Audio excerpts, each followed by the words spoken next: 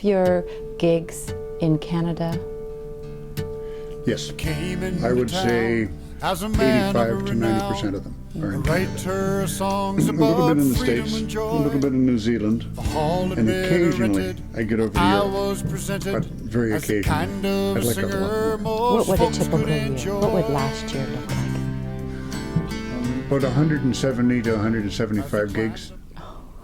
Last year, 2009, I went stateside once, and the rest of the time I was thinking, no, I went somewhere else. I went stateside twice, and that was it.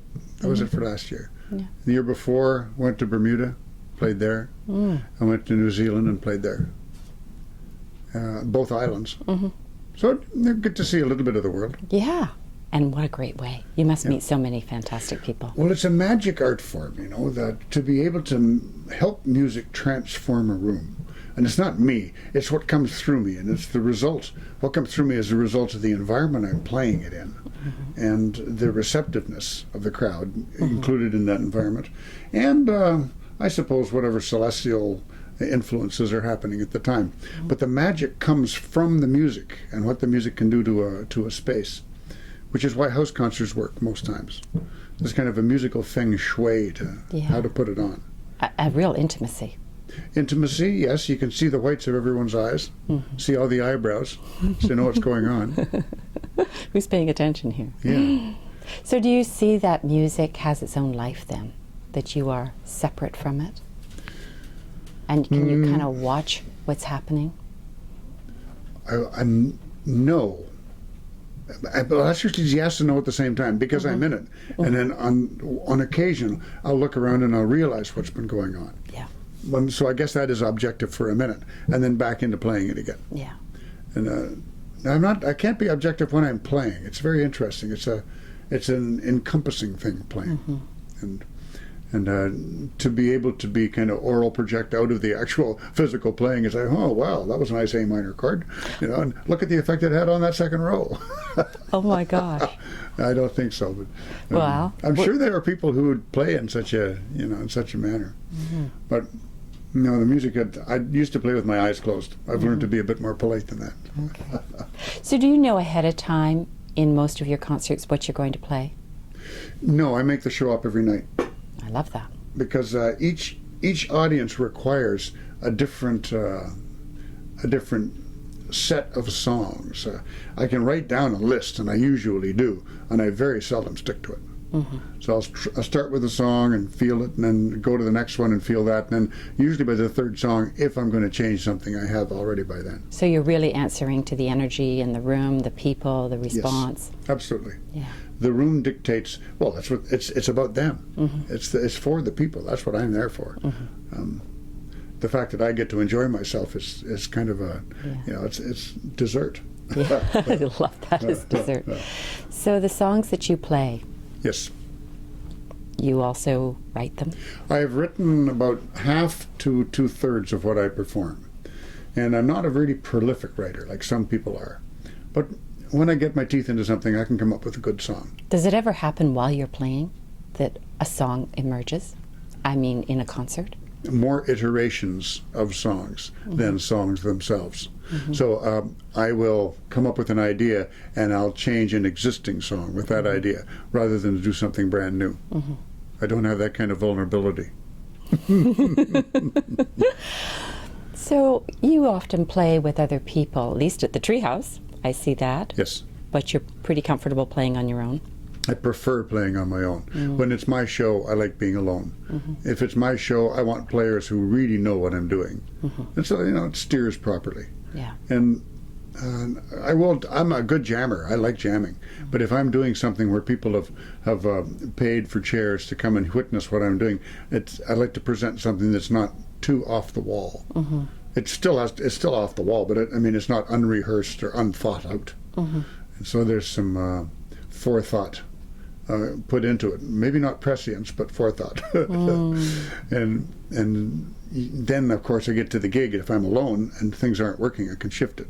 But if I'm with a group and they have charts in a particular order, we have to stick to that. Yeah. So it's nice to have something that presents itself well. Right. Now, here on Salt Spring, there are a number of chances to present that music, and probably more per capita than most places. There are nights at bars in the island where there'll be a jam at the, what's the place under the oyster catcher called? The Shipstones. Shipstones, yes. They have a night of music. And Moby's has a night of music. And the Fulford Inn used to have a Sunday night where we did bluegrass. And that was my chance to practice banjo. Oh, very fun. And so a lot of local players go out to these things, and young players will come out and sit in the circle too, and thus get more mileage and get better, but also develop some skills at presenting, because it goes around in a circle and everyone takes a song. Yeah. And as a result, the skill level, the performance skill level of that person usually is increased by it. And that is not unique to Salt Spring, but it's quite prevalent here. Yeah. And it must be so fantastic for these beginning musicians to be in presence like you, and it must just really build on themselves and in their confidence. Well, as long as I'm not playing banjo. No. So are you a schooled musician? No. I took 5 years of piano, and I got to grade 3. So I wasn't a good student. However, I've learned to play, and now I can write almost as fast as I can read, or I can read almost as fast as I can write. Yeah. And so it's very slow, in other words. I wouldn't make it past a grade 3 or 4 conservatory. Okay. So I'm not schooled in that sense, but I do have a musical sense that has developed and been honed over the years, that I'm able to impart that as performance skills and as guitar techniques. And I do a bit of teaching here and there. Great. Yeah. But I taught once here on Salt Spring. There's a wonderful place called the Salt Spring Center, and it's leased out for operations like educational operations or meditative operations. And we taught songwriting there, my wife Kathleen and I, together once, and it was quite a rewarding experience. And they have the fiddle camp at that same place every year. Pretty fun. Whew, it's huge. Boy. It's marvelous. Yeah, it surely is. So there's a lot of music here, a lot of instructive and encouraging music scenes that can help people along. And I didn't have a lot of that when I was a kid. I had to join groups and go on the road. Where did you grow up? Ottawa. Oh. Centertown kid from Ottawa. Wow. And when did you come west? Well, I left home and I came to Salt Spring first in 1960. My father bought property here. Our father, I might say, because there are 3 of us here, bought property here in 1941. We came out in 1960 to witness that, and he rented a place across the lake, and subsequently he bought that. And now that has been divided into 2 pieces, and my sister and myself have ended up on those 2 pieces from wherever we've lived, and inherited that, and are now all 3 children are living around the lake. Oh, very nice. Yeah, it's quite interesting. Yeah. So you've really watched Salt Spring grow. Yes. And over those years, would you say that it's just been in the last 10 years that you've seen a huge growth, or has it just been a slow growth, slow and steady since the 60s when you first came? It's a bell curve. It goes wheat. Oh, really? Yeah. And it's the increase, I'm sorry, not like that, but it's going up. It's going up. Yeah. As more and more land is being claimed into 1 to 5 acre pieces, new homes go up. There's no dust on a hammer in this island. There's a building boom going on, and they're big homes. They're what does my buddy says? Doug says he's a carpenter, and he builds shelter for millionaires. That's what he does. Yeah, they're pretty fancy. Lovely. I mean, homes. they've got Lovely amazing. homes. But a lot of money moving here. Yeah. But it's an art center, and art centers always have been traditionally a magnet for money. And in this case, it's not hurting it, because the money doesn't take over the downtown core that everyone goes through. The money has to live in the bush with everybody else. And it's amazing. Yeah.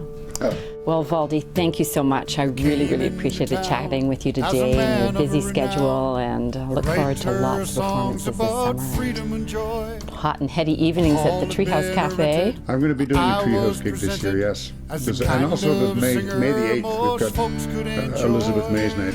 Oh, I'm looking forward to that. May 16th, up at the Farmers Institute, there is a kids fair. It's the afternoon. I think it's morning and afternoon. Yeah. It was obvious something was missing.